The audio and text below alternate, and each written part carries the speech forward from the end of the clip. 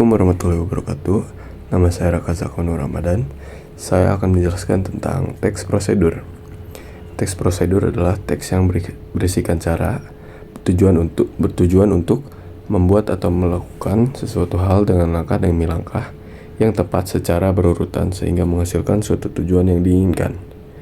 Jenis-jenis teks prosedur yaitu yang pertama, teks prosedur sederhana merupakan teks prosedur yang memuat 2, 3, dan langkah saja.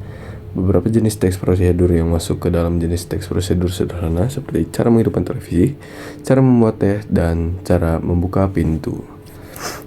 Yang kedua adalah teks prosedur protokol, merupakan teks prosedur yang membuat cara dan langkah yang ringan sehingga bersifat mudah dan dapat dipahami. Beberapa jenis teks prosedur yang masuk ke dalam jenis teks prosedur protokol seperti cara menghidupkan mesin motor, cara membersihkan karpet, dan cara menyalakan handphone. Yang ketiga adalah teks prosedur kompleks, yaitu merupakan teks prosedur yang memuat banyak disusun secara informatif, objektif, aktual, dan faktual, dan logis. Contohnya adalah cara membuat batik tulis menggunakan media remasol, cara membangun rumah susun, dan cara memasak rendang. Selanjutnya adalah struktur teks prosedur. Yang pertama adalah tujuan. Tujuan adalah hal yang ingin dilakukan dalam teks prosedur. Yang kedua adalah material. Material yaitu menuliskan alat, bahan, atau hal-hal yang perlu dipersiapkan untuk membuat sesuatu. Yang ketiga adalah langkah-langkah, yaitu tahapan atau proses untuk membuat sesuatu. Dan yang terakhir adalah penegasan ulang, yaitu kesimpulan atau manfaat pembaca berhasil atau manfaat pembaca. Selanjutnya adalah kaidah kebahasaan teks prosedur. Yang pertama adalah kalimat.